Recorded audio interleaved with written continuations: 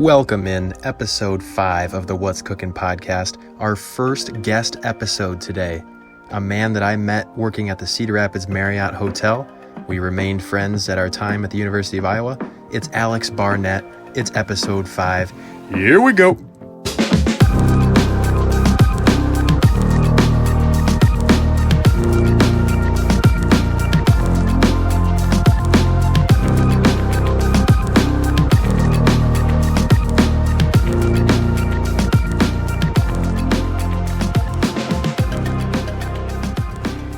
What's cooking, everyone?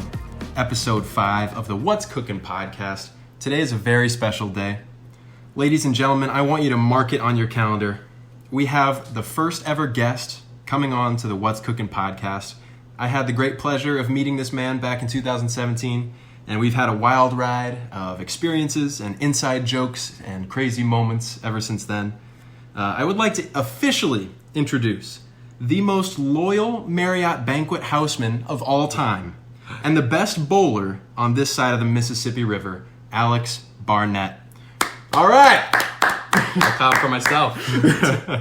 My man, Alex, thanks for coming on. How's life been treating you lately, man? What's up with you? Yeah, man. Thanks for having me, dude. It's an honor to be here on the 5th podcast, and yeah, no, I've been doing good. I've been chilling. You know, there's a lot that's going on right now, but you know, I think we're getting through it. You know, today was my first day of orientation for grad school. Okay. So that was a really kind of big moment for me, and definitely a lot of anxiety when I went, you know, but we got, you know, grad school's coming and the orientation, school starts next week. I got orientation all week. Bowling club here starts next week. Let's so we got go. that. Crypto club, you know, crypto club. Absolutely. Founder, president, I'm in the midst of him right here, right now in front of Dude. me. So gotta take off from your legacy and where you left it off, you know. And That's very kind of you to say. This is Crypto Club royalty right here. but no, it's been going good. You know, I think it's gonna get a lot harder though. You know, with definitely grad school. Like I juggling so many different things, and I feel like I have to like turn down like opportunities, you know, that like, come about, and like it's just so it's interesting, and you know, I think that's just life though. You gotta kind of find out what you can juggle and what you can do, and I'm definitely gonna have to learn how to like say no to some things, especially, you know, like I think I'm in like 5 clubs, you know, crypto, bowling. I got like an industrial hygiene club. I got one of my department clubs for Aachen environmental health. Crazy. So yeah, no, I've been good, and summer was good. Yeah. So one of the things that I've heard from the CEO at the company I work at, which is Green State, is that he drew us a graph, and on one axis was saying yes and saying no, and one axis was like the time of your life. Mm-hmm. So when you start out in life, you should be saying to yes to pretty much everything that comes your way, to just try new things and experiment and like play around and get to see what you like. And then as you get further along in life and you start to kind of recognize what you like, the axis comes down. You should start saying no to more things and kind of dial in on what you want to do the most, and kind of filter out things that you don't find yourself enjoying. Literally, and that's what I learned from one of my professors in orientation. He said, you know, you were, you know, first year master's student. You can join all these different opportunities right now, and then you narrow it down. You know, it's easier to start big and then go down rather than try to build. If you say no to everything right away, like if you just say no to opportunity, stay in your room all day, just don't do anything. You can't. It's hard to build from that ground and build outwards. It's just about right now, since we're so involved and it's starting. You just kind of, you know, feed everything on your plate, and then dial it down and say no when you realize how it affects like your time, your schedule, because you know you gotta have time for yourself. And sure. I don't know. I've just been talking about that with some people, and it's like, I feel like I want to do all these things, but I don't know when I'll sleep if I did everything, you know? I was talking about it with a colleague of mine. I just don't know when I'll sleep, because I wanted to like, I wanted this job and this job, but I don't know if I told you, I had 3 jobs in the summer. Oh. So I don't even know when I slept in the summer. I mean, I did for a couple hours, but no, it was crazy. Yeah, it's the age-old question. Social life, good grades, and sleep. You can choose 2. Yeah. 2. Yep, not 3. You can't have it all, so. It's crazy. Absolutely. I want to ask you, I think I already know the question to this, but I want to ask you, have you ever been on a podcast before?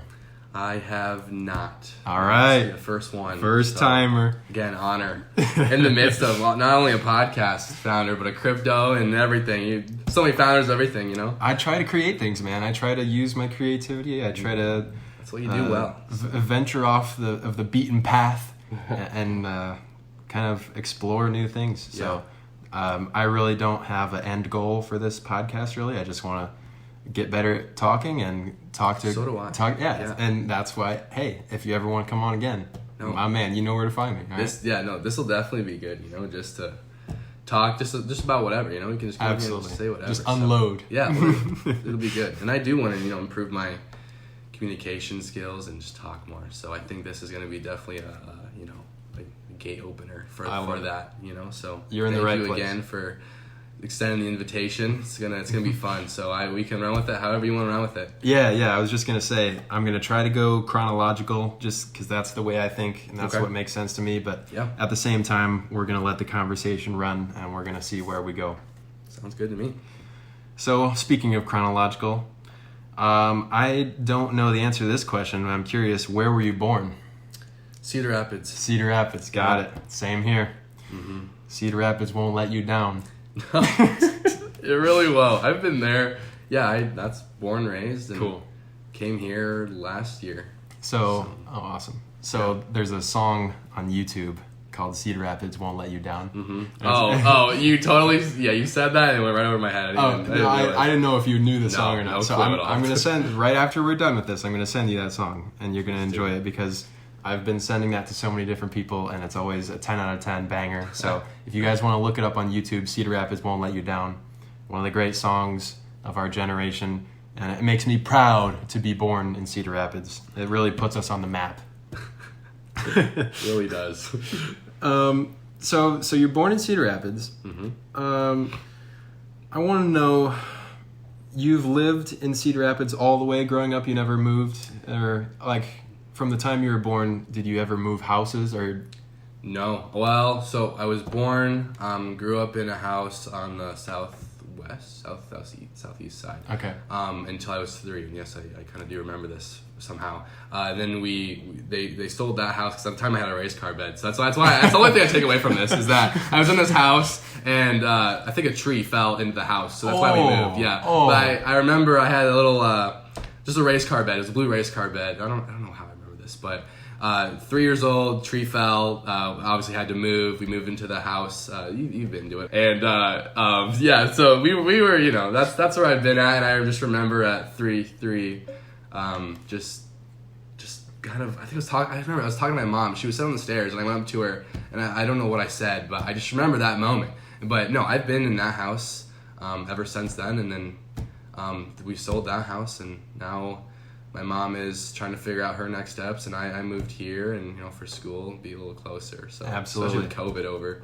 it's nice to be in person classes. I can be here and go to school now. Dude, it's just like you're getting your life back because 2020 was just. Well, I missed out on undergrad. I graduated from Kirkwood and then came to Iowa, but COVID, so I couldn't. You know what I mean? It's like I'm going to Iowa, big school. Here we go. Like I'm gonna experience like college life. COVID. So COVID, and you have no option. literally. So the only thing to do was, it didn't make sense to move here. It didn't make sense to rent a place, so I subleased my place I had. I guess I was here for a couple months back in 2020. A couple months, sublet it, and then moved back home, did class on Zoom, woke up, hit the PC on Zoom, went back to bed. You know how it was. Yeah, unfortunately, yes. It was insane, and I don't know, but it's much better being here, and I do like my place now. I've been here for a year. I don't know where the time went for the year. I felt like I just moved in here, and I got everything situated, and now it's been a year. Like we said, we graduated Iowa, and it's just interesting. Crazy, man. Time just flies, and the bad times. I don't know if the bad times COVID. It's kind of over, kind of now. I feel like who you ask. I don't know. It's kind of side topic. I'm trying to look for a car recently. So really? Okay. The car market right now is terrible. I don't know if you. Oh, like used cars. Shot up in price. And they're more than new. Yeah, I know we kind of went off from what we're talking about, but I'm looking for a car because I had that accident. Remember? Yeah, you told me about that. Yeah, So it was like, do you get like totaled or you just like damaged beyond? It's a loss. My Passat. Well, so I I don't really share it, but we'll do it here. I was in Omaha, so I wasn't even here. So 4 hours away. It's a terrible place to get in an accident. But I was on a left turn. There's a car in front of me. We had the green arrow. Didn't run the red lights. Didn't go 90 miles an hour on the highway or anything. We were turning left, 10, 15 miles an hour. Still enough to do damage to the car. Mm-hmm. And 2 cops are coming down this way. One cop siren just blaring, goes straight down. And then another cop goes down. And I'm here taking this left. I hear the cop, and he's coming. And I turn, and I see him.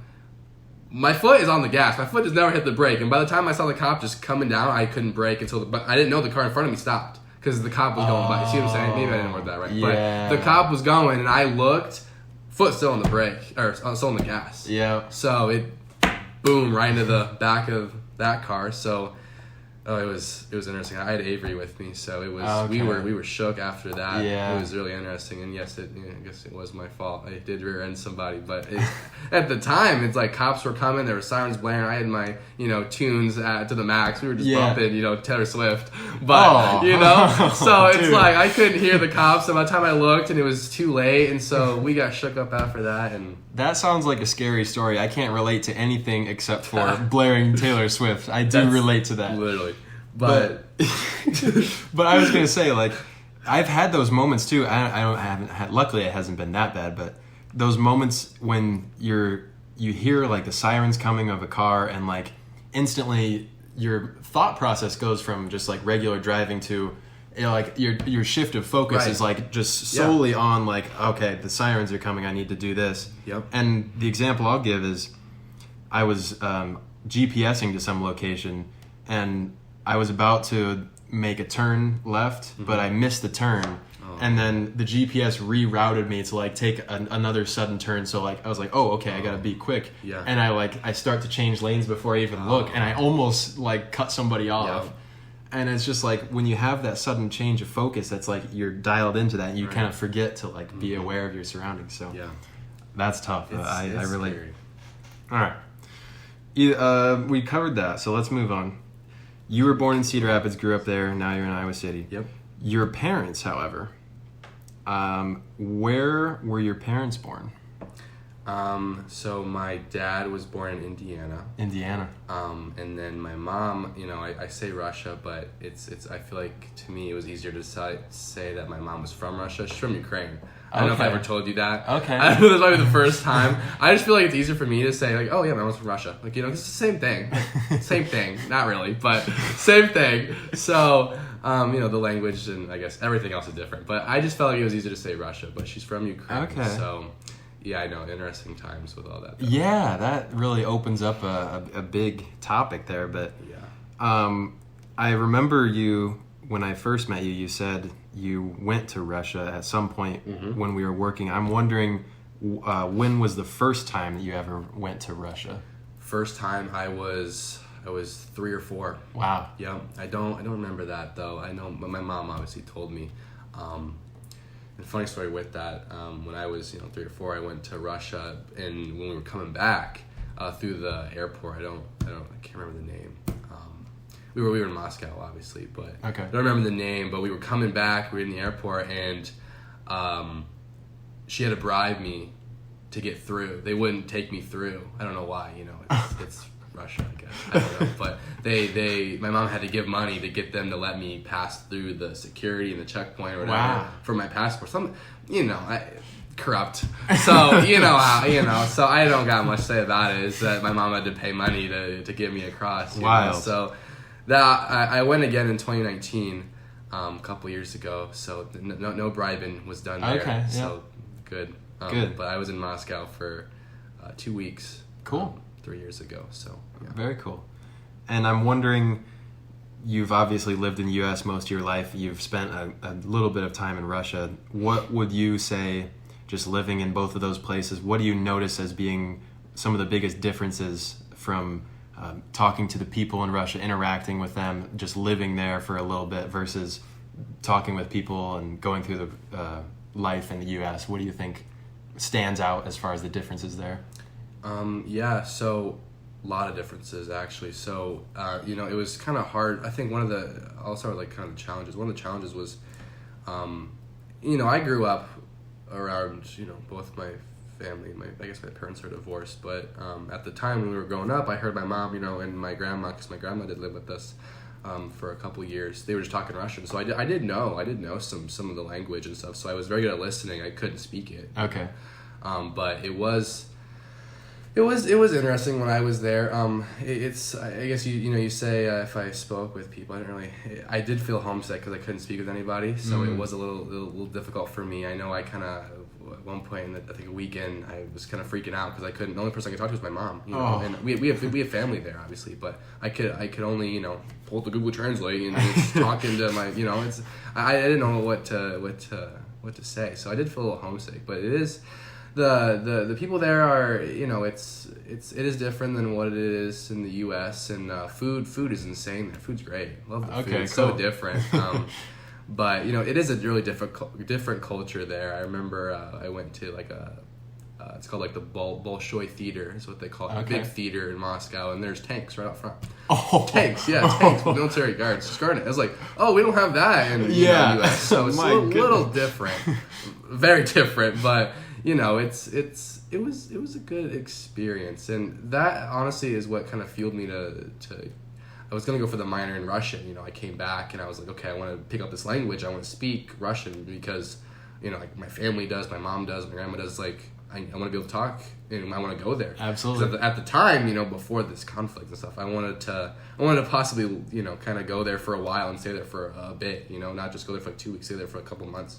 And know the language, so that's kind of what my initial thought was to come back, do the language, and I did do it at Iowa for about a year. I got 2 semesters in, but it's hard to learn a language with COVID, on Zoom. I could imagine, yeah. It was hard for me to learn a language in person, I think. Yeah. I did. Especially when you get older, Yeah. 4 years of Spanish in high school, and... Terrible. Went in one ear out the other. I feel bad. Well, for me. Yeah, I think I was solid at the time, but you're right. As you get older, you're so set in your ways that learning new things becomes a lot tougher, and that's a big reason why learning things when you're young and diversifying and just like I was saying earlier, you start saying no later on. Yep. So yeah, it is interesting. Yeah. A follow-up to that, so obviously we mentioned Russia-Ukraine conflict has started. What have you seen as that, the impacts that's had on your family? And if I remember correctly, were you ever considering sending crypto to family in Russia? And how has crypto helped during these hard times? Oh, it's helped great. Well, at times it helped good when I was starting to send it because the price was, I guess it did tank, but there was a moment where it was I don't know when it was, a couple months ago, it was worth whatever it was. I go to send it a week or two later, and it's down 25% or something, and so it's but I bought no, I think one time I bought it a day before, sent it the day after, it was down 3 or 4, maybe 5%, so it's I lost $20 on how much I purchased of it. I guess not much, but I'm sending a few at a time. So, it's good when it's high and you buy and sell right away. But I used to be buying it for I don't remember the specific, but I would get a lot of Bitcoin. I guess a lot of Bitcoin for me is 0.0001, but still, it's still a couple $100 of the Bitcoin. Oh yeah. So, but no, that crypto definitely helps because none of their credit cards or none of their banks are working, and they still have the money problems and all that. So it's good to be able to have that reserved currency or whatever Absolutely. to send over to help, because what they do is I send it on, I just use Coinbase, and I send it over, and then they go and they sell it, how they go and sell it, and then someone gives them rubles for it, and then they just buy they buy the groceries and pay their rent how they need to do it. So, that's fascinating. Yeah, it has done good.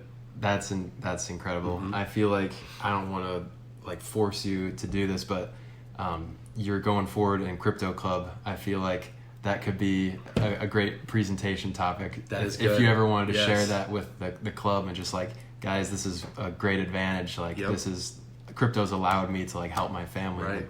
That'd be so cool. And now that we're on the podcast, getting more comfortable talking and presenting will not be an issue. Hey. I do want to say though with that is that, because I did ask you about it and how I could, I wasn't really familiar with sending it, and with Coinbase and all that, I didn't know if it was reliable and it's hackable or whatever, Yeah. So I was like, hey man, like what? How can I do this? And you did tell me the way to do it, how to send it, and we did talk about other stuff too because I had questions about like what a hard cold storage or whatever, that flash drive you told me about. Yeah. I'm considering that. I need to get on that. So do I. I've been pushing it off. I need to crack down. Yep. I need to get on that because I don't know. I feel like stuff's just getting hacked lately, and like Coinbase is they've got their pros and cons, obviously. Yeah. It's just different. I feel like if I just had a little cold storage, a little flash drive, just log in, whatever, and keep my Ethereum, Bitcoin on there, it'd just be. I feel a lot more better about it. So. Absolutely. Not your keys, not your crypto. The old saying goes. All right, we're going to transition a little bit here, if that's all right. So you've visited Russia a few times. That was growing up. I'm curious to know, when did you first get into bowling, and how were you introduced? Like, what was the draw towards bowling for you? Oh, bowling. Oh, big topic here. I love talking about bowling. I guess just when I started, I was 13, and the initial kind of start to that was just me and my dad would go bowling every Monday. Remember, we would Westdale Lanes. I don't know if you ever heard of Westdale Lanes in Cedar Rapids. Absolutely. Yeah, huge bowling alley. Remember, it was like double-sided. Yeah. 40 lanes on each side, and they would have certain nights where they would have the lasers going off, and they had laser tag. They had like a bar with like a bar and grill. And I remember on Mondays they had a special. It was like $1 drinks, $1 games, and like $1 hot dogs. So me and my dad every Monday would just go bowl. Awesome. So that's how I really started getting into bowling. We would just go every Monday and just get all that the drinks and the hot dogs and the games. We just bowl games after game after game for like an hour or two.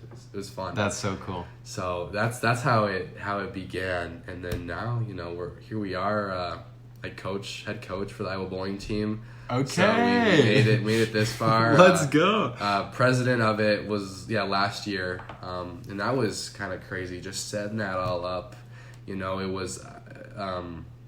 When I got back in COVID, they then obviously didn't have the club, but I just remember when I came to Iowa, my first semester, I only bowled in the team for like a month because COVID came, and then all the members dwindled, and they banned all the practices and all that. But after COVID kind of let up when was it? I think, what was it? Fall or spring of 2021 or something. Okay. Into fall of 2021 is when the old president reached out to me. He's like, hey, you want to take this club over? And I was like, yeah, I'll be president of this club. Like, heck yeah, I do. So it's just interesting though to start that up and like build it from the ground. I had to build it from the ground. So it was so interesting, and so I learned a lot of things, and you deal with a lot of it's just different, and it definitely I definitely enjoyed it, and it was a challenge, very challenging at times. Building something from the ground up where you got to recruit all your members, and I had to rush for deadlines because I just heard about this. He wanted to give the president up to me, and he's like, "Yeah, oh, by the way, you got to finish all the registration forms like in a week." And I was like, "Say what?" I was like, "A week," and I had to go online and I had to get like CPR certified. I had to go out. I had to go out and like pay because the UI classes were booked. So I literally went out and like paid to get certified for this CPR because they required it. Like 3 of us went out. I was like, okay, guys, like if we want to bowl in tournaments this year, we gotta go to this hotel in Iowa City and get certified like this weekend. And I was like, guys, like I hope you're free or you're gonna be free because we're gonna go and do this because like I want to be able to like go to tournaments because if we didn't, we weren't going anywhere. Yeah. We were just gonna bowl, and I was like, what's kind of fun in that? Like I want to go to like. We went to like Minneapolis, like Chicago, Kansas City, all those tournaments and driving all that for, it's like in high school, you probably traveled for your teams and basketball. I know you're so goated in basketball. Dude. So, you don't even have to say I mean, I can beat you, but we don't need to go into that, But no, it was. This man, oh my goodness. Bowling, it's fun though. I do like running. I did like running the Iowa team, and now I coach. I have to kind of step back. It's that saying no to some things, and I did say no to the presidency again of the club. I was like, it took me a little bit. I was like, I really do want to keep it up because like we had the club for a year. It's established. Like we're in a good spot. We can keep this going and excel it. Yeah. But I was like, okay, I really need to. I want to focus on school. This is a huge conversation with myself. I was like, okay, school, grad school's priority. And so I'll coach and I'll learn. I do want to play. I'm player coach. Let's so go. I do both. Yes. So I was like, okay, I think coaching will help me be a better bowler, and it'll help me, be able to be a leader and just teach. And that not only is good in bowling, it's good in everything I do. So, yeah, little tangent there. Wow. No, yeah, that was incredible. I'm curious, just like back to the beginning when you said your dad took you. Was your dad like a great bowler, or like? He had his own equipment. I know he had a ball or two. Okay. He had his own shoes. Yeah. But I think he definitely averaged higher than me at the time. Like, I think he was like 170s, and at the time it was like, I was looking at that, I was like, whoa, 170s, like, because I didn't start averaging 170 until I was like 17, 18, or 16, 17, I guess, from 30. I guess a couple of years, I was going like 120s, 130s, and then my dad got me my own equipment, and so I was starting to like teach myself. But I've never really had like a mentor or a coach for bowling. I've always just, my dad kind of was like, Alex, throw the ball straight, and he's like, you want to curve it too, and I was like, okay, so here I am just learning how to do it myself, and like my dad coached and mentored. That's awesome. I never had like someone like, external PBA, PBA, okay. Someone who's like all these awards and stuff. Teaching me. It's always been my dad and how he showed me, and I've always just done that same style, and I guess the style that I do is just I like to bowl straight, so it's like I kind of a little curl on the end, but like people hook the whole lane, so people throw their ball on the far left across the lane, and it hits before it hits the gutter like barely, and then zoom right back in. So it's like I never really liked that style. And like now it's like two-handers, you ever seen two-handed Jason bowling? Belmonte. Yeah, Jason Belmo, yeah. Belmo. He like lofts it over the gutter. So like by the time it's like reacting, it's like halfway down the lane. It's like over it's insane. But I've always just liked that style where it's like, okay, you throw it down the 10th board and then it just hooks at the end. Just nice and sweet, I feel like nice and good. That is less chaos going on because there's more variables when you're like going across and coming back. It's more consistent to me. Although I haven't bowled 300 yet, and I do sometimes bowl really poorly, but that it's also a mental game. As much as it is physical, it's a lot of aspect of being having a mental game. Absolutely. And that's what I want to improve on. That's kind of why I'm coach. I'm trying to understand the mental of the game and slow down and breathe and not let. When you have like 6, 7, 8 strikes in a row, everyone gets quiet around you. Okay. Everyone gets quiet. So it's like you got people watching you. It's like, okay, I got to have my mind in this right space when I go up here and bowl because everyone's looking at me, And it's like, okay, I'm up here and I'm like shaking. It's like everyone's watching me. You got like phones, recording. It's like, that's always what happens when someone's like 11 strikes in before the 300. You just got everyone with their phones, and you're up there and you're like, oh my God, like this. That's crazy. I could just throw this in the gutter and it'd be over, like, but like, it's such a mental game, and I'm trying to learn that aspect and just be a better bowler. I'm trying to, just not only in bowling, but I just felt like recently I'm trying to just be better at everything I'm trying to do, And I felt like I'm good at, my personal opinion, I'm good at bowling. I average like a 210, 215. Wow. But I feel like I could do more. I could go more, and I've been at that 200, 215 level, for a year, 3 years, I think now. 4 years. I think in high school I started averaging these high numbers, and I've just been at that same level. So I'm like, okay, it took me a little bit. I'm like going to sit down. I'm going to think like, how am I going to get better? Because like I know I can, but I've been at the same spot. But not only in bowling, it's like the gym too. I know you talked about the gym. Yeah. You were going to the gym, and and we were talking about that for a little bit. Yeah. So just staying consistent with it and having a plan and setting goals. And everything, and you sound like you're on the right path, so that's awesome. Right. But some of the things you said in there led me to my next two questions. First one is, what is the best score you've ever had in bowling, and how recently was that? Oh, I just bowled. This was a 9-pin tournament, but I'm going to use it anyways. In a 9-pin, so 9-pin, when you leave 1 pin standing, no matter what pin it is in the lane, it counts as a strike.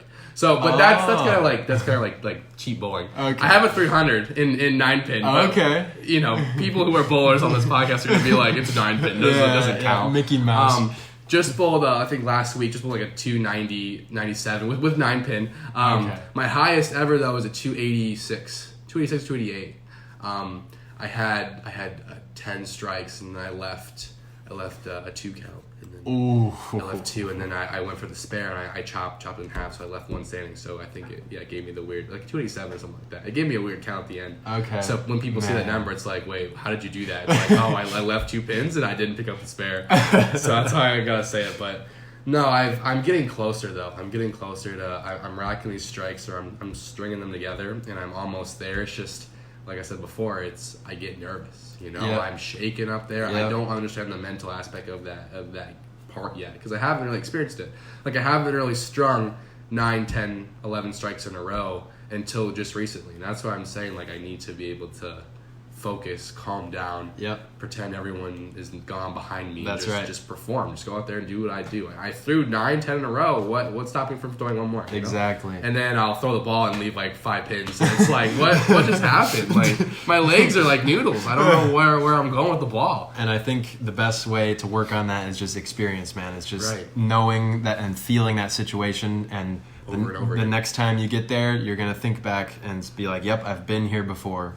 It starts to become a little more familiar with you now that you've had that experience in the past, and it's just a matter of execution. It's just a matter of setting aside the nerves, and I think that over time you'll be able to conquer that eventually. I have faith. So Thank you. Let me know when it happens too. I will. You're gonna. I've got list of people. You're gonna be one of the first people to know when I get a 300. So let's go. I'm gonna go crazy. It's gonna be on the story. So we've talked about all these incredible bowling scores and your performances and how it's been so amazing. Do you remember the time I beat you in bowling? I'd like to forget, but yes, I do remember on my birthday. Yeah. Jeez. Now let me add the conditions were not exactly. Alex was not at the peak state of mind, you could say. Right. Good phrase. Yes. It was my birthday, so birthday festivities. Birthday festivities. Were taking place. Yes. And meanwhile, Brandon was locked in, and I was 240s. I think I squeaked out maybe a 115 or something. I squeaked out less than 115. Something like that. In the 80s. I have it in my Snapchat memory, but that's just gonna be something to fall back on when you get to 300. I'll be able to say, "Yep, I beat him one time." But we've just pumped out a half hour of conversation, and we haven't even gotten to the main event. So that just lets you know how much me and Alex could go back and forth all this time. 8 questions in, dude.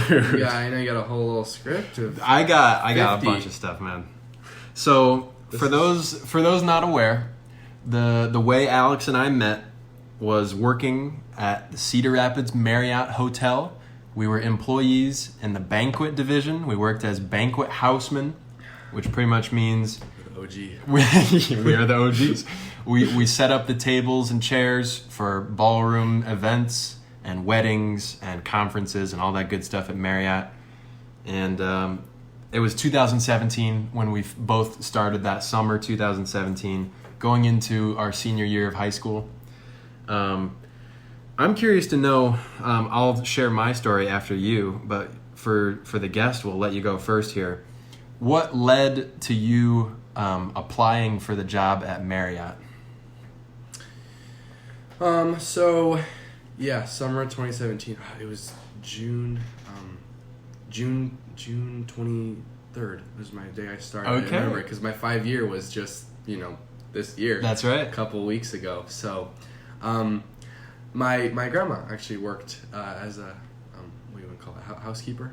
Oh, okay. And in laundry, and so she was doing that, and then she switched to the kitchen, like a server, and it was with Leo and working out there, and just picking up just dishes after breakfast. Yeah. And so my grandma did that for a couple hours a day, and cool.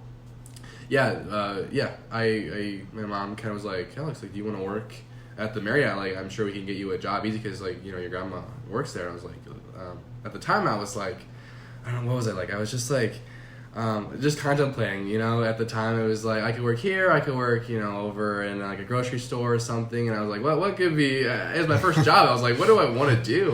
Can I afford to be picky, I guess? But I'm so glad I went with the Marriott, and that's how it started. Just so I had my grandma, work there, and so I think it was in and out, easy to go. And then my mom knew Eric's dad, because his dad is like good with like refrigerator mechanics. Like he helped.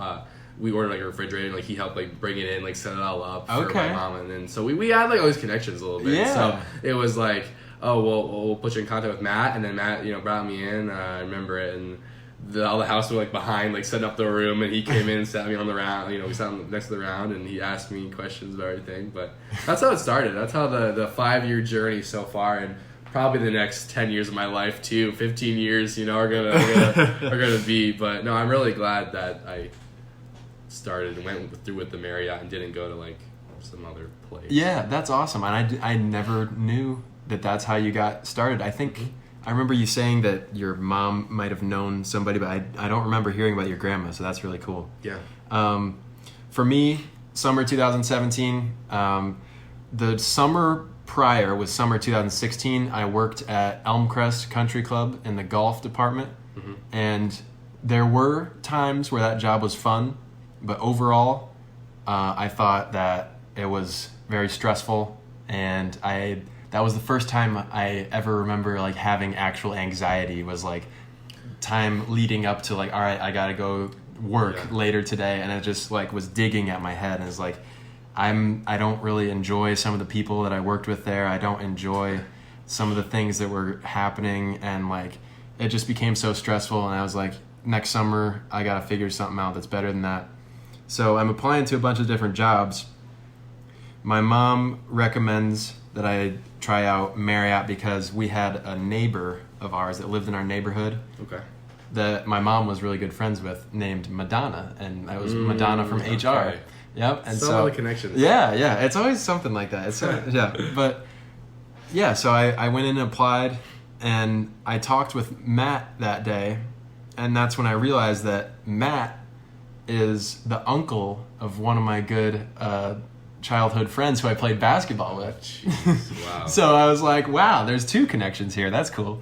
And Matt showed me around the first day, and I remember him being so nice, and he was showing me like different ballroom sets on his phone. He had a bunch of loaded on there, and I just felt like so welcomed, and I felt like he had like such a way of explaining things, and that really drew me in, and I'm so thankful to get that job because obviously you and I started a dynasty there when we met, and oh man, it was so great. Matt is really nice. Yeah, he definitely welcomed me too, and I thought it was great. Like I was like, I'm glad I stuck through with it and met everybody and worked it. So it was really absolutely good.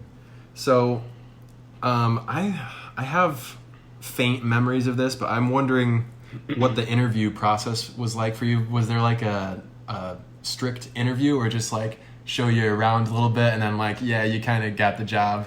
Well, we sat at the round and we talked, and he asked me like, there's not much to ask a 16-year-old kid at the time. There's not much to really ask me. Like, yeah, I'm in school. Like, I guess what are my interests and all that. Like, what are my hobbies? But like, we did go through those basic kind of questions. But my resume was like, maybe 5 sentences at that time. I don't have nothing to show really. Yeah. Like, I just want a first job. But no, we talked, and I think we didn't talk about nothing like serious. We just talked about like what I like to do, and he was telling me about like what the job's going to consist of, and like what you got to wear, and how he's talking about everybody working there right now, and like what everyone does, and at the time, I don't know. It was I don't know. I just think back and I with the Marriott shifts and how OG it was. The early days. The early days it's so different. The nostalgia of the early days, man. It really is. But no, the interview process was nothing bad. Okay. Nothing bad. I don't remember it being very formal. It was kind of like just kind of get to know you type of thing, right. And then it's like, all right, you kind of got the job. Yeah. Like you're gonna, because like you. With a Marriott type of job like that, it's kind of like a high school kid thing. You just come in and like work, and you don't have to really be that picky about it. But no, it's not that serious. And I thought that would change, as I got older in college and started interviewing for more things. Like I mentioned, I had the 3 jobs. I guess I did work at Hy-Vee. Hy-Vee was the same way. I literally went into Hy-Vee, and they just were like, what are you doing in school? I'm like, I'm a public health major, and they're just like, well, you gonna keep going and stuff? But just ask me about my hobbies. Yeah. Took less than 5 minutes. They're like, all right, you're hired. You're gonna start next week, and I'm like, oh. And then I go and interview for my lab position. I have now too. I still have the lab. I stopped working at Hy-Vee a couple weeks ago, just because of grad school, obviously. But okay. same thing with the lab. You know, I interviewed for the lab, and I went in, and they were like already acting like I work here already. Like it wasn't really any video. They're like, okay, so we're gonna be doing this, this, and this. And I was like, oh, okay. Like this is great. Like, you know, I came in like a nice shirt. You know, it was what, May at the time, March. A little bit cold, but I was dressed in nice and stuff. And I go in, and I'm like, okay, I'm a little nervous. Like, what are they, it's gonna be probably like rigorous questions they're gonna ask me, and they're just talking about, you know, it's a lab job. So I thought it was a bit more. But they just were asking me like about my academics, about what research I'd been involved in, and it was nothing serious. It was like, okay, so we're gonna be doing this now, and I'm like, oh, so I guess I'm hired. Like I was hired like a week ago. Apparently, I was like, what's happening? That's such a reassuring feeling when they don't even like stress about like they don't even mention like that you might get hired, you might not. It's just like, all right, you're gonna start. Like we got like 60 other applicants, but you know, then nothing ever of that. You know how it is, you know, in the real world, it's like, oh, we got 100 other people applying, so we'll let you know, and they never let you know back, you know. But it's like I go to these places, and it's like, yeah, you start like tomorrow, like you're starting like right now, and I'm like, oh, that's nice. All right, boys, let's do it. So I'm wondering, you apply for Marriott, you get the job. Do you remember much about the first shift you ever worked and like some of the coworkers and like what you guys were doing that night? Yeah, so first shift, I remember working with OG Alex. He was the first kind of, you know, person I remember, and he's the one that kind of showed me the ropes because I went in that day and it was a dirty clear. So, you know, it was a classroom. I think it's definitely a classroom. Dirty clear, you know, all the cups and stuff, and you got to take out all the plates, it's such a long process. But I just remember when, you know, the whole ballroom is a classroom and it's a dirty clear, and it's just like me and Justin, and it's like, this is going to take us 5 hours to go through each of these rows. And there's like, 100 rows with glasses, mugs, plates, paper, candy wrappers, PPC. No, all the terminology. It was crazy. But that was my first shift and the first kind of activity I did. And Alex was just like, grab a cart and then put the dirties on it. And I was like, okay. So I got the cart and started loading it up. And at the time, you know, there was some people I never really kind of talked to because they kind of left in a few weeks. Yep. But remember Alex, Amos. Love Amos. I miss that man so much. Baby, remember Baby? Well, remember that? I bring it all the time, but when he was trying to get that, remember it was like a dinner, and he was trying to get that plate, and Eric put his hands, and he got it under the plate, and Baby slams it, and I was like, under Eric's fingers, and crushed his fingers, and then Eric is just like going crazy about it. I'm like that had to hurt so bad. And I witnessed it, and I was like, oh my god, like this is not gonna end well, like this is going bad. But that's what I remember, Baby. Every time I tell you that. But so I have 2 stories in my first 2 shifts. I have specific memories. First shift I ever worked. Similar to you, OG Alex was kind of like my tour guide that day, showing me through, like, this is where we keep this. OG this is Alex. OG. So he was showing me around. At first, it was just like the basic come in, kind of handle some of the side rooms. But that night, we were having like a quinceañera, like big like celebration event, and we had buffet lines on the opposite side of back hall, like over by pre-con, but still in the main ballroom. And there was a dance floor in the center, and with like the stage and performers and like guitars and stuff. Mm-hmm. So my first ever shift, I had to run the buffet line for a quinceañera, walking like big bowls of like guac and salsa across the dance floor, weaving in and out of like microphones and speakers and like all this stuff. This is your first shift? My first shift. God, like so nervous. They threw me into the fire, and Amos was just like, "You'll learn to pick it up once. Like you'll learn how it goes pretty quick around here." And it was like, but it wasn't ever like anxiety or stressful. It was just like, that's good. It was like, this is what we're doing. This is action packed. This is fun, and I'm so glad that I felt that way. But second shift I ever had, a little bit different pace. It was Captain Eric working with us that night. We were rolling rounds from, first storage? We keep the rounds. We roll them out to Waterfall. We had to. And I'm struggling. My first time ever rolling rounds. We're weaving. We're bobbing side to side. I'm all over the place. I can't control this huge thing. You have to roll like a huge circular table on its side. It's a 6 foot tall round. Okay, yeah. Yeah, it's huge. And you don't carry them like two people and you just walk with it. You have to like physically roll them along on the ground and balance it and everything. So I'm over there. I'm like halfway through the ballroom, about to come into pre-con with the round, and I'm struggling with it. And Eric from across the ballroom says, "No, no, no, no, no." He walks over. He says, "Brandon, you're killing me." He takes the round from me. And you know how, like, when you first start rolling rounds, you, like, walk on the side of it as you go? Eric was, like, behind it. He was, like, just, like, walking full speed behind it, like, shoving it forward with his hands, just like it's, like, repetition for him. Well, he used to do 2. Or was that Matt? Matt. I think Eric could probably do 3. But Matt used to do 2, one in each hand. I'm like, oh what? My God. Like, I was rolling around this past weekend, and, like, I was behind it, but, like, it was, like, kind of, like, falling and hit doors, you know, but I don't really care, you know, but it's, like, I don't have that, you know, whatever. The amount of control you have to keep around, like, walking behind it, and Erica just has that dialed in, and it just... And I'm still, you know, not have it dialed in for 5 years. And I'm still, I guess with COVID, I haven't worked and done rounds in 2 years, but, like, still. Oh, my God, man. All right, next thing I had on here was the first time that we ever worked together. Mm-hmm. So I think I started in late May 2017, so just like maybe a couple weeks before you came on. The first time I ever worked with you, I remember you coming in and you clocked in, and I think you just had like a plain black shirt on or something. The Marriott tee, the OG Marriott tee. I still have 2 of those. Oh my goodness. Dude, love those shirts. So I didn't even know if you were like an employee or like if you were just like some other department in Marriott, but then we were like, yeah, he doesn't have a shirt yet. And I was like, oh, okay. How much do you remember of that time period before you even got your uniform? I don't know. It was like, what do you mean? How much I remember? Like what? Just like, is that even ring a bell for you? Do you remember like working shifts without a uniform? Okay. No, I mean, kind of. I felt like my beginning shifts weren't nothing crazy like you. Although I feel like football, I did do the football, and this was like 2-3 months in. Fall, yeah. Right, and September. I feel like I did do a football shift when I started, and that was probably the big where like people warned me like, okay, this is gonna go crazy, this is serious, like you gotta, but I don't really remember, with nothing with the black tee, and then I got promoted with the red shirt. But nowadays, like I don't even wear the red shirt, I wear the black tee, so it's like I'm back. maybe I'm making the memories I forgot about when I started, because all I do is I wear the black slacks, and I got the Marriott tee, and no one says anything. Wow. But maybe that shows you how much Marriott has changed. That's it's true. Like, I don't, we lost,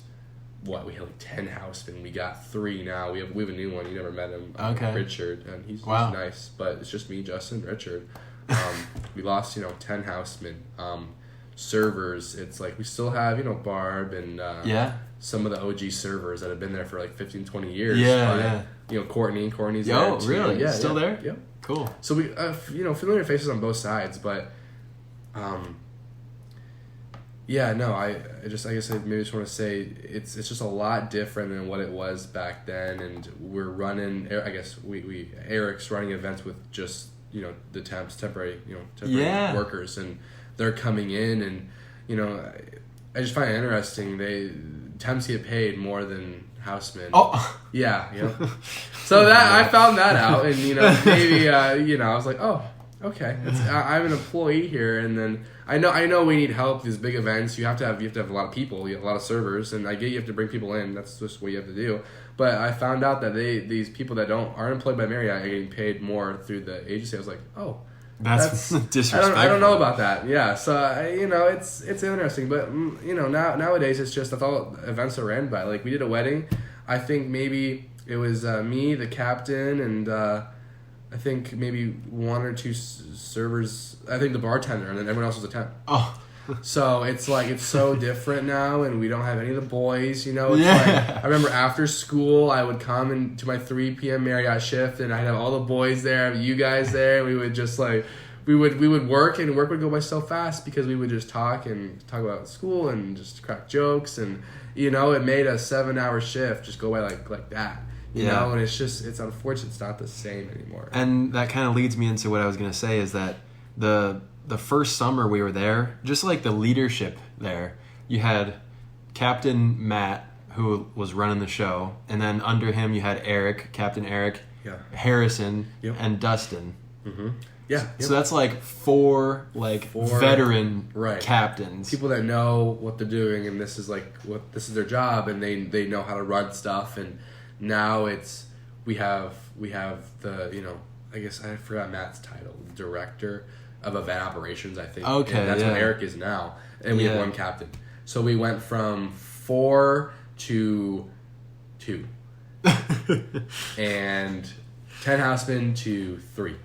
And I don't know. But I think that's, you know, not to get political, but I think every place is hurting. Yeah, you know, and for sure. People don't want to work, but we don't need to go political. And I just think that's just everywhere. I'll get to that a little later with like some of the fall offs, but I want to talk about early days a little bit more too. Do you remember your first Paranormal Expo in the summer? Paranormal Expo with what was his name? I knew some. Yeah, I know because the mom that organized it. I forgot his name. I remember you were friends with one of the guys. That, a friend of a friend. Okay. Yeah, it was like he's in like the same group I was in. I forgot his name, unfortunately, but no, I definitely do remember the Paranormal Expos. That was like eye opening for me. That like there's that amount of people that are like dedicated to like that's their thing. Niche. I don't know what to call it. You know what I mean? Yeah. And it was like fortune telling and like palm reading and like mystical divine intervention stuff and just an entire ballroom filled with like different booths and events and tables with like rocks and like different. Well, there's like 50 booths. Yeah. And then they have like this theater room and they had, you know, they blocked it off. Do you remember Icon? You remember the Icon events, like the gaming? There was like or maybe it wasn't. Was it Icon? It was a big anime convention. Oh, really? So they had like these, you know, they had like Dogwood and Chestnut like as like gaming rooms, and then they would have maybe we've had a bunch of different stuff like that. But like there was like one where it was like huge board games and all this stuff, and like people were just like going to play like these you know, I don't know what the board games are, but like think of like World of Warcraft or that, you know, that kind of game.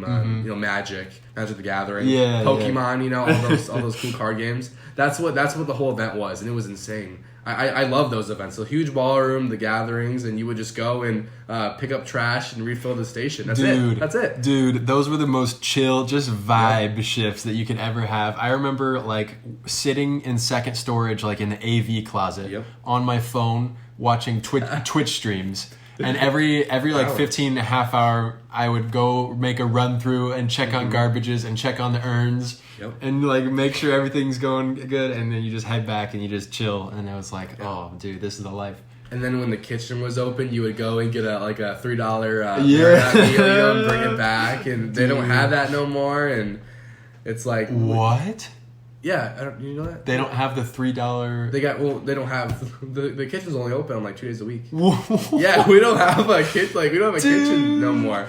We did hire an executive chef a couple weeks ago though. Oh, really? So yeah, I don't know. Do you remember Tony? Yeah. Yep, he's there. He took over, but then we hired like an executive, so he obviously stepped down. We had an executive, and then like the line cook, it's only open, not even open on weekends. It was open like Thursday night. Oh. Like we had a chef, which was weird because I think I worked or maybe it was open Friday, but it was closed Saturday or something like that. Like I was like, what? Like, is it only? Like, I'm confused. I don't know the hours specifically, but they don't have the employee meals. They have none of that no more. We do still get the free meals when we're working a wedding. Oh, so, like this past weekend we leftover buffet stuff. Yep, dude. The plated $50 wedding meals. Dude, and then they leave it. Some of my favorite memories are wrapping up a wedding or wrapping up a big conference or something like that. You bring the hot boxes back. You bring all the plates back.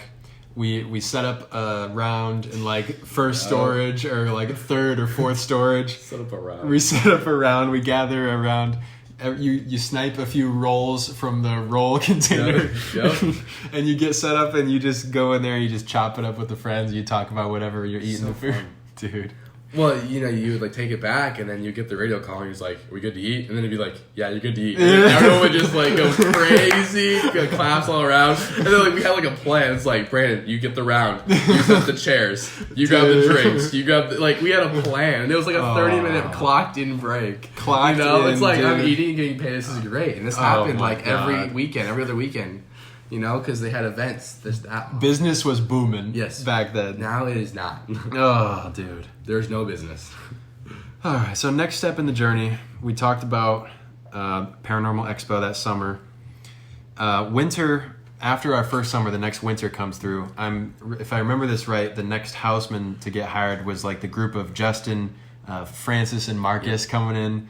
And then I think Joe was in that time period too. Joe. So those guys brought out an interesting dynamic, and I always felt like I'm like such a hardcore sports person that like I'm usually find friends that like, all right, yeah, we have sports in common. We have our differences, but that's the one thing.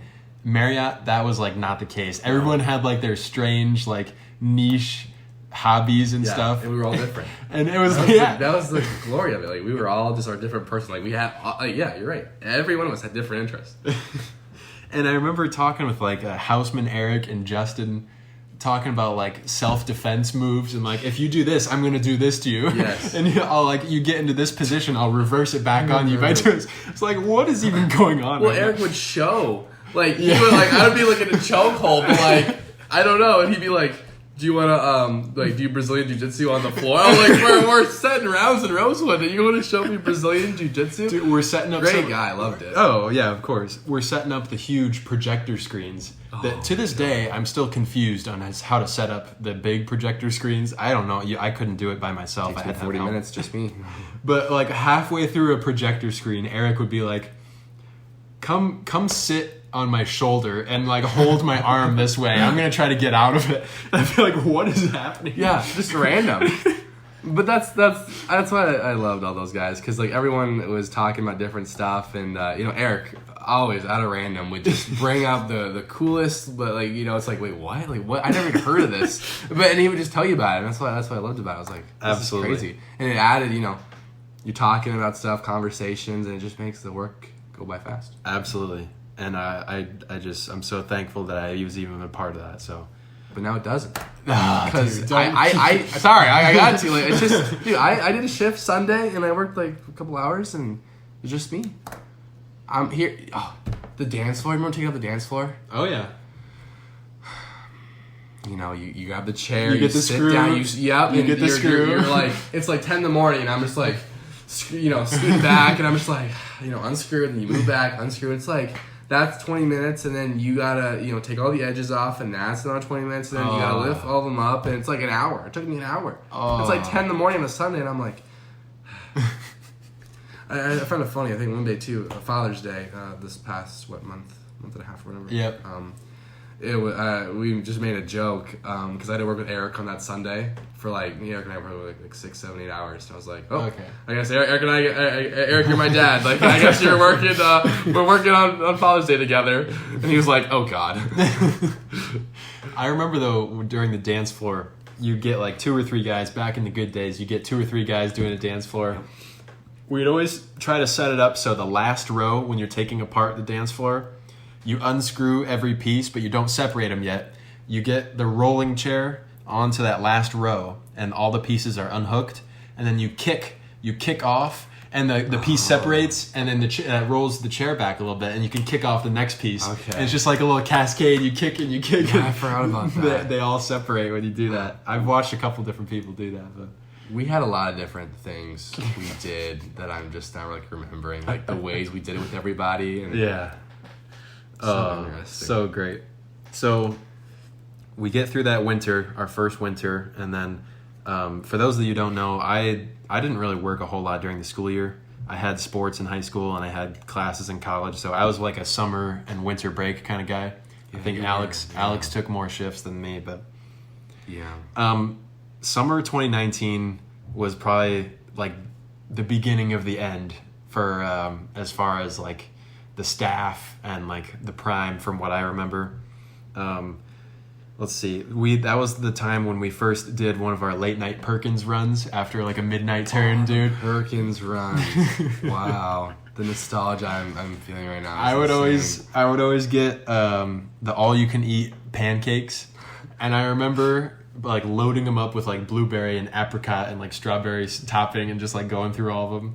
And I remember the funniest part was me and you having our late night Perkins run. I got the all you can eat pancakes, and I was like, dude, what if I asked for a refill of pancakes and then just like immediately after ask for a to-go box? Do you think I could pull that off? The waitress was standing like right across from us, and she heard me. Oh my god! But she was nice about it. She was like, "Yeah, I can bring that over for you." I was like, "Oh." Did not see you there. Yeah. Oh my god. Perkins runs were great, dude. We did like the B-dubs runs. Oh, B-dubs. B-dubs, like really a huge hill of like 8 of us. Yeah. So fun. And when we would go with OG Alex to the B-dubs runs, he would everybody would be like, "All right, I'll have this to drink. I'll have this to drink." And he was like, "I'm gonna do a black cherry limeade," and I was like, "What did you just say?" It was like $4. It's like I'm like, and he kept getting refills. It was like I was like, "Oh my god!" And the waiter comes back and he's like, "Would you like a refill of the black cherry limeade?" He's like, "Yes, I want a refill of the black cherry limeade." He's like, "You know that's gonna be extra, right?" He says, "Oh, I know." Yes, I remember that. So funny. We were all like just like looking at me like, "What did you say?" Oh, I'm well aware that it's cost extra. Well aware I'm paying $20 on 4 glasses of cherry lemonade. Dude. It does slap though, I will say that. Oh my goodness. Next, where do I even go from there, man? Okay, summer 2019, I don't know if you remember, I picked up working shuttle at this time. Yep. I worked shuttle those days, and Daniel was the only other houseman that did shuttle and banquet, and so that was kind of unique.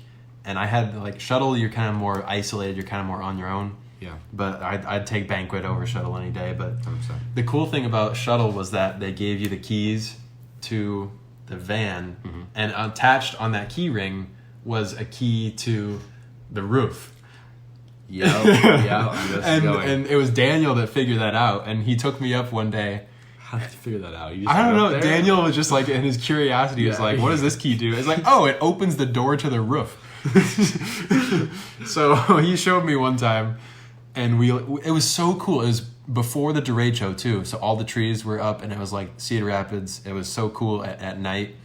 You can see the downtown Cedar Rapids skyline from the top of Marriott, and you can see like Harding, and you can like look around, and it's just like it's such a vibe up there, man. And then later on one time when I was working shuttle, I brought you up there to the roof with me. Yep. And it was just like, wasn't it snowing? Because we couldn't go out on it, I don't think. We could see, over the ledge from the door, but I felt like there was like 3 feet of snow blocking the door. It might have been. I think so. And I remember wedging my shoe in the door because I think that door might close behind us.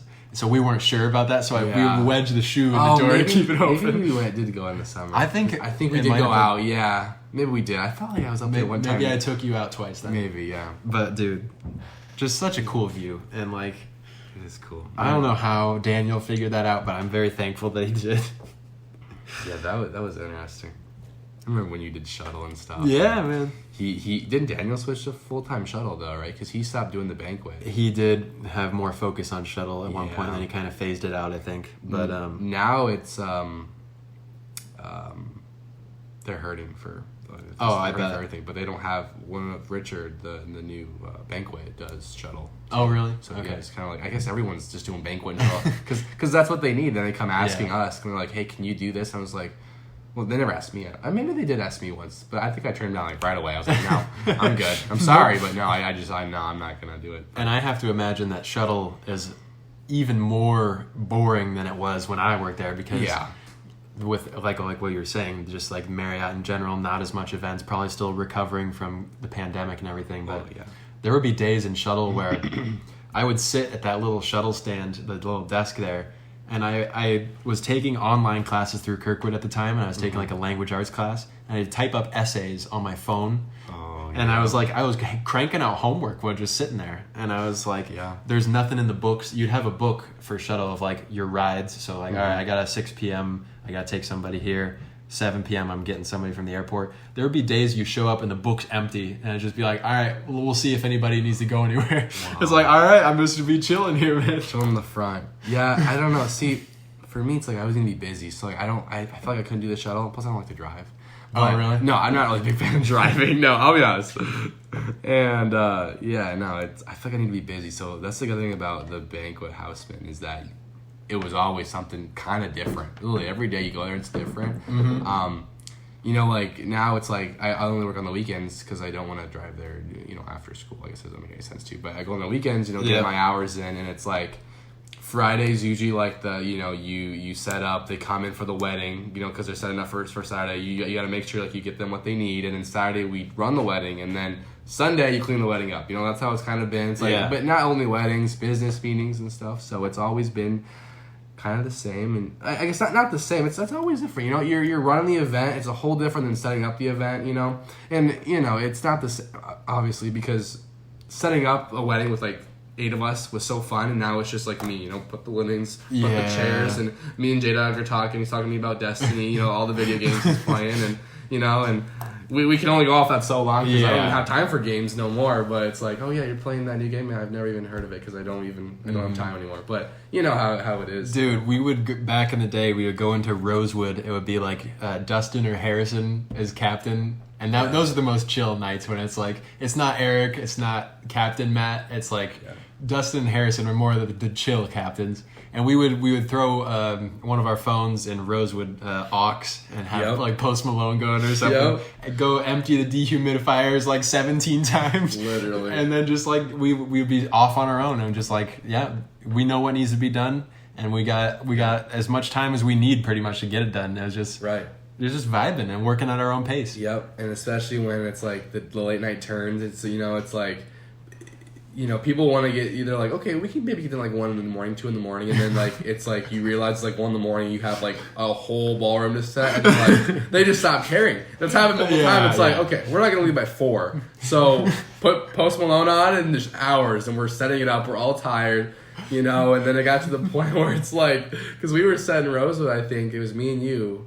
And maybe someone else, and I think Dustin was working, and then it was so late, probably like 3 in the morning or something, and he was just sitting there. I'm just like, he's like, it took you guys that long to set that room, and I was like, well, okay, maybe it was our fault a little bit, but I mean, like, come on, man, cut us a break. Like he's eating the apple, he's eating the apple, and he's like, I really don't care. I think it was either apple or a muffin, and he was sitting on the schoolie right outside the front office, and we were like, do you want us to like finish this last thing in this one room, or are we good to clock out? He's eating this little thing. He's like, I really don't care at this point. I was like, okay.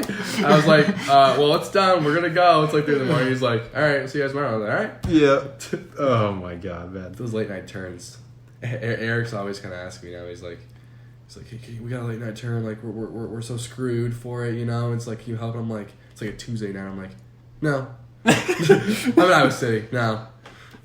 Oh.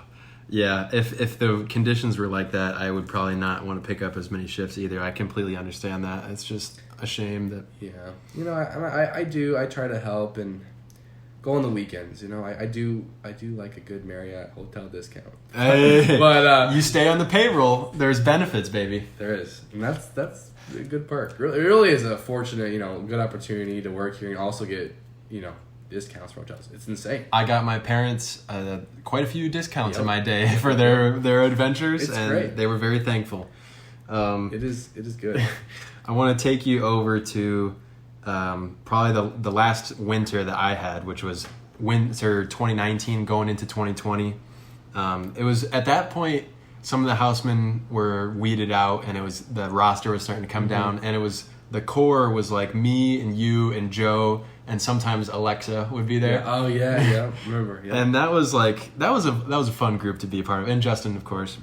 But is this when we had Matt and Max? Or? Yeah, that's around that time. That was that era. Yeah, that was a cool. That was like OG crew too. Yeah, like, 3. We're at 3 at this point. 3 or 4. Yeah, probably so many different 3.0. Variations. The iterations. Yeah. But hey, me and you.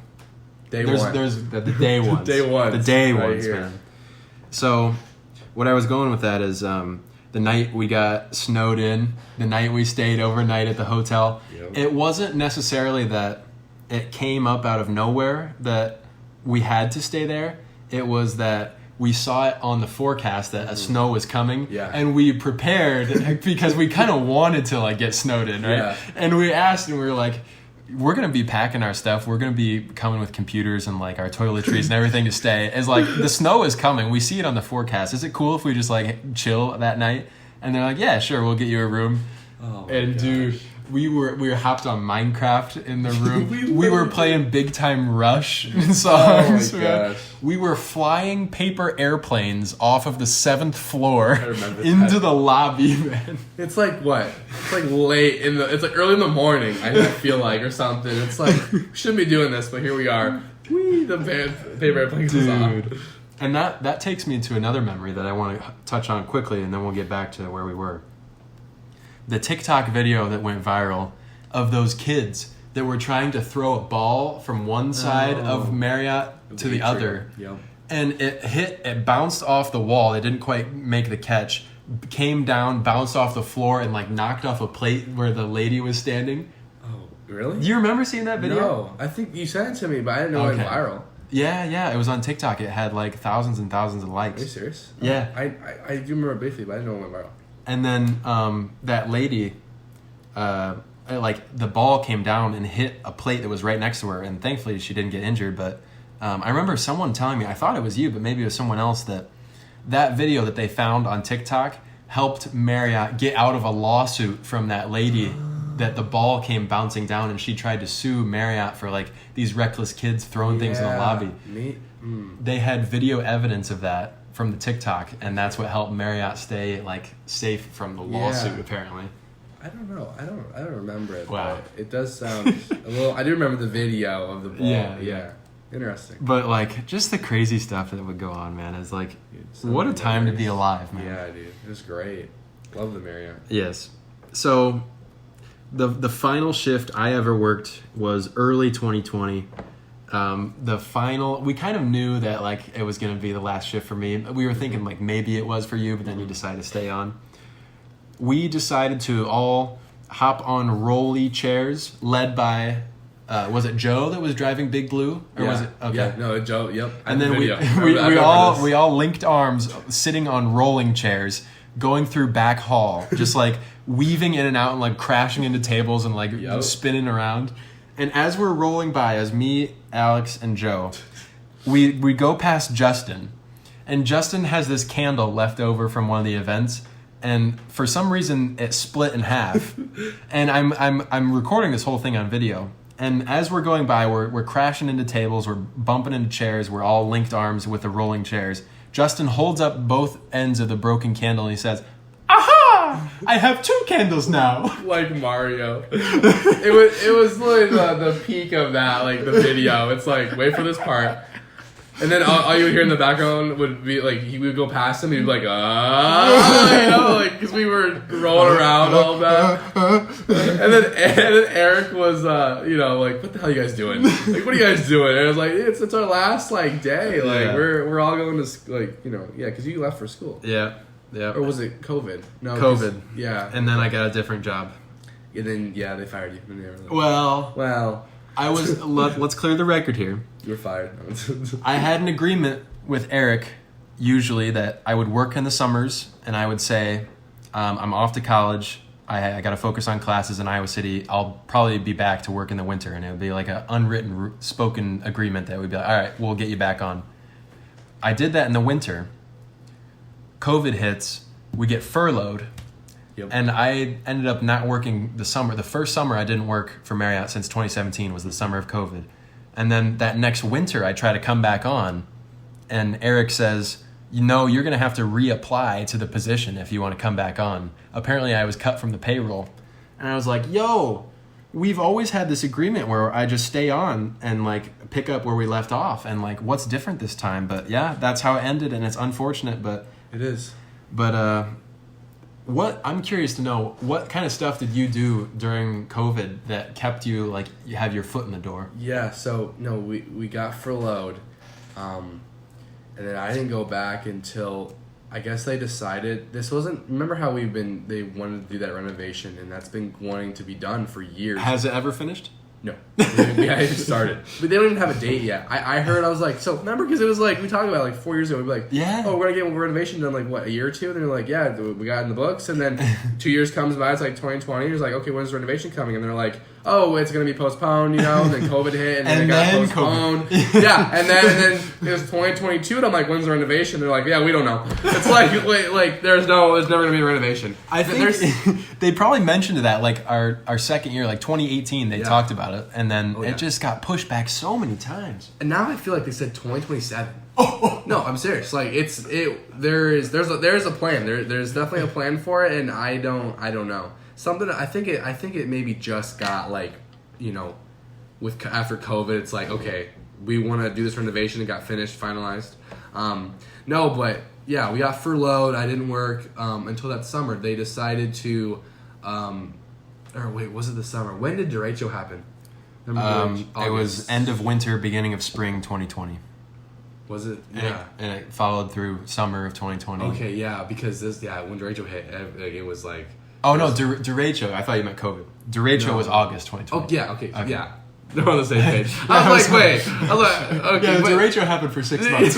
Yeah, No, Derecho was August 10th, 2020, I believe. That's what I thought. Yeah. Because Derecho hit, and then, you know, that's when everyone thought, like, oh my god, like, we had COVID and Derecho, like, we had, like, no power for, like, days in Cedar Rapids, and I was like, oh my god, like, is this world coming to an end? But, anyways, so Derecho hit, and then they decided to put, repair all the damage, because the water, and when it rained and stuff that day, it, like, the roof, like, on the top, and, like, all the 7th floor, all those rooms, and the lounge or whatever is up there, and all the glass panes got all like broken and cracked, and there was water in all these rooms on the 7th floor, and I was like, oh, is this renovation? And they're like, no, we're just repairing the rooms up on the 7th floor. So they had all the scaffolding, and they shut down all the like the sprinkler systems and all the fire and stuff, and so they wanted me to basically like go up all these elevators in every floor, walk around them all, and like a fire watch.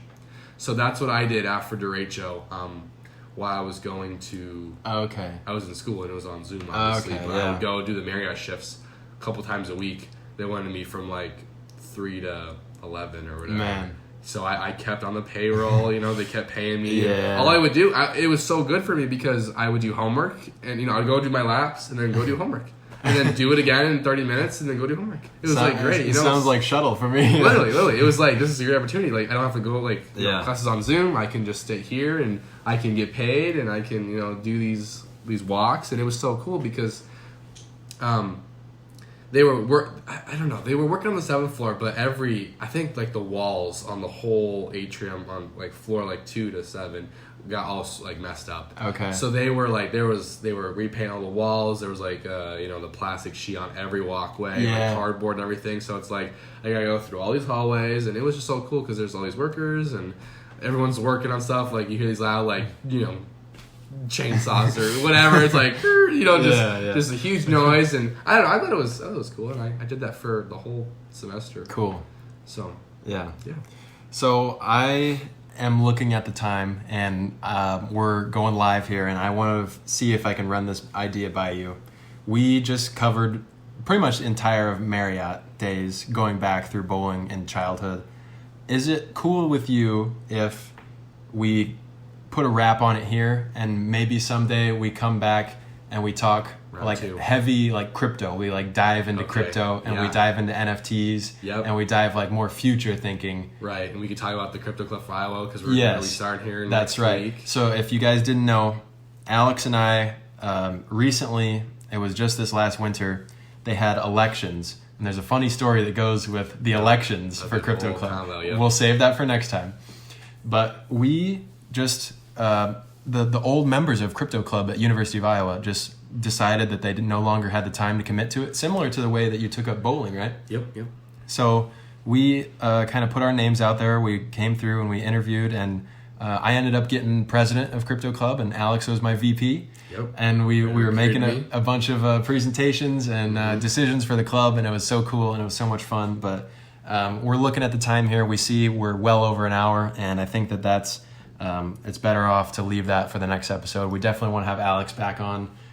He's been a great guest. He's been our first guest and by far the best guest. Hey. You know how we do. So I'm excited for the next one. You know, we got crypto. We can run with that for a while. Absolutely. And, we got Hawkeye football starting soon. Dude. I know we can talk about that for a while. So absolutely. We got all these conversations. Finish the list. So dude, I appreciate you having me on. Thank you so much, man. Yeah, man. You've been a natural for not being on a podcast. You calmed. You got your nerves under you, and I did. You performed. Yeah, I really did. The first 5 minutes, a little nerve wracking. Not gonna lie, but we got it and we delivered. And I don't know, we talked for a while and.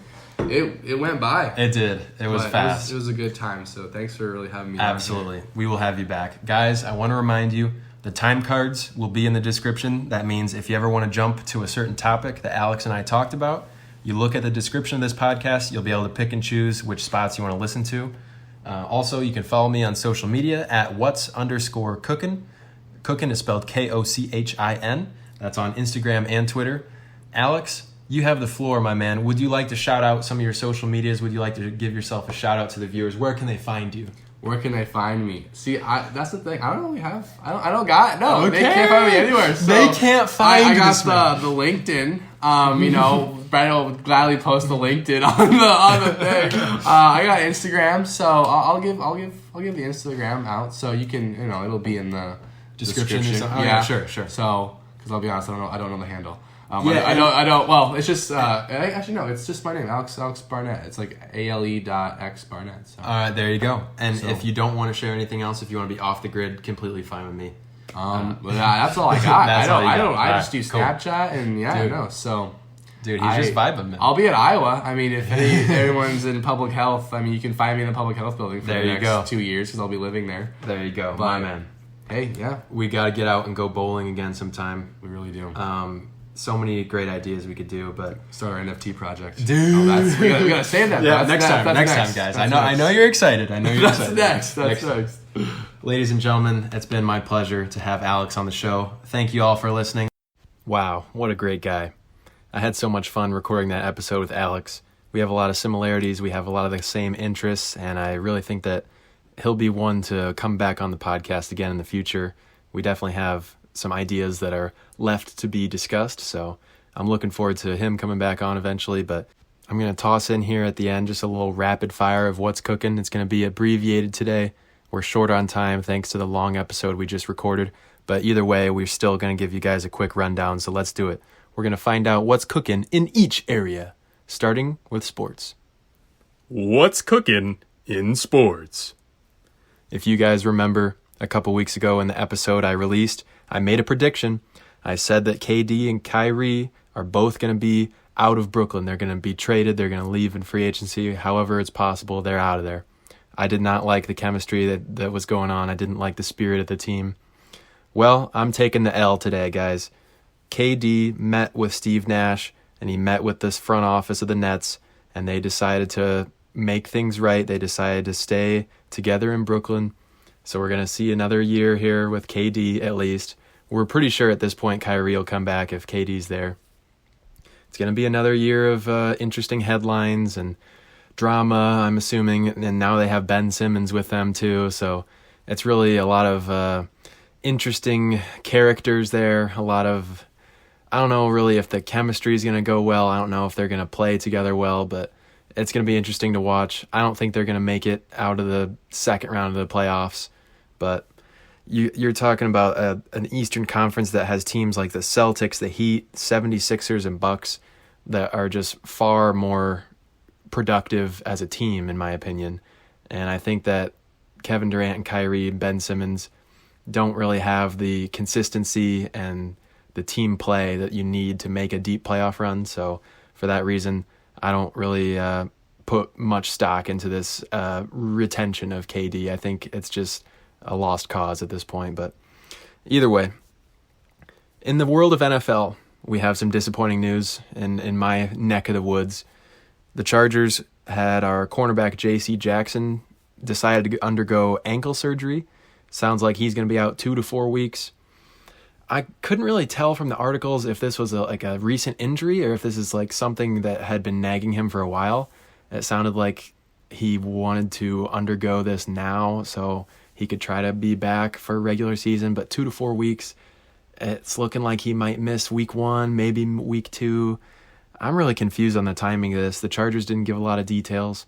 We'll have to keep an eye out for more as we learn, but yeah, nothing new for the Chargers here. We always have guys missing time. We always have guys with injuries and surgeries, and it's always our best players, so nothing new here. I'm just glad it's not season ending, and it's going to give us a look at some of the depth that we have behind him in the secondary, so I think we can weather the storm for the time being.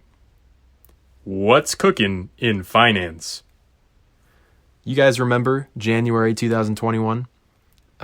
Wall Street bets came together for the GameStop short squeeze, one of the most legendary retail investing events of my lifetime.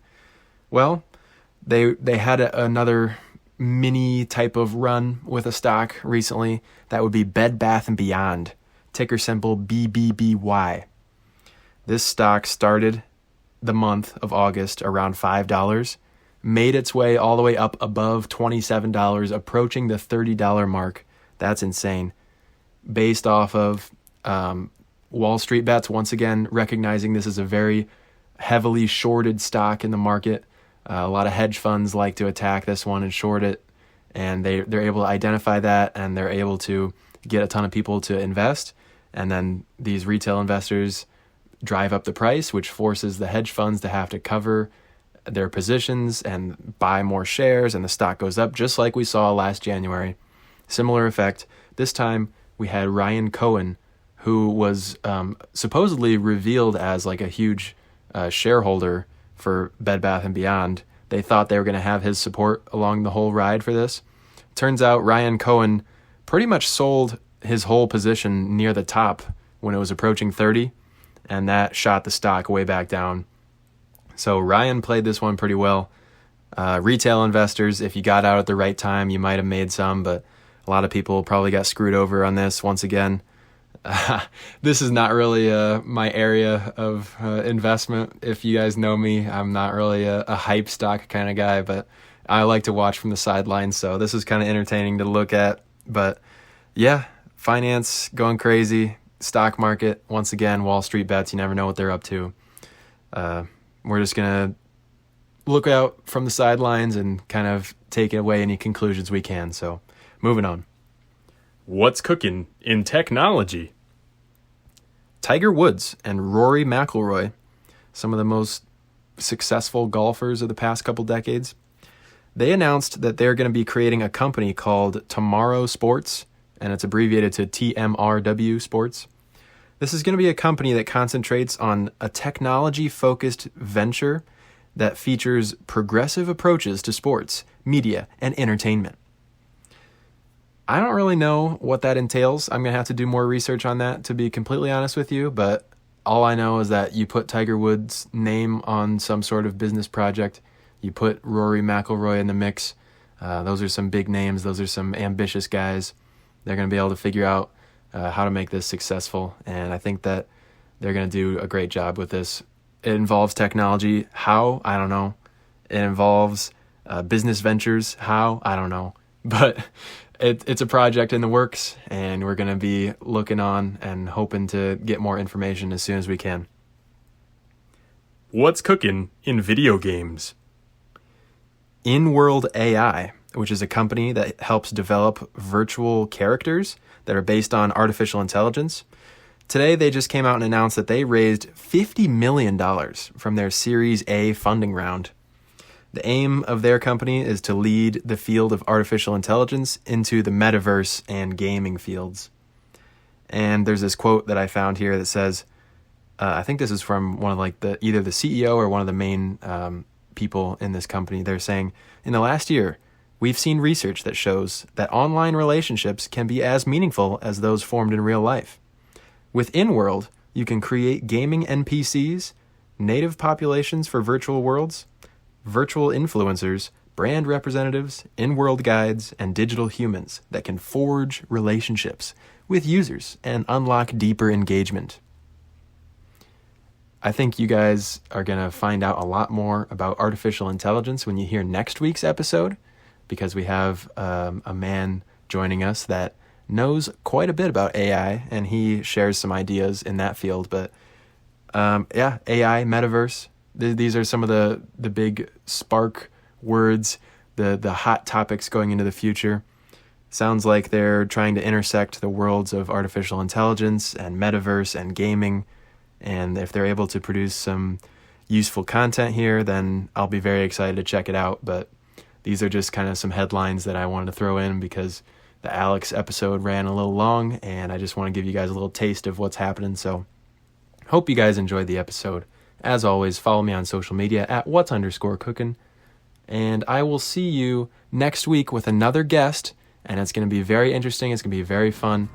Can't wait to share what we have in store. Keep it tuned for next Wednesday. We will see you later. Adios.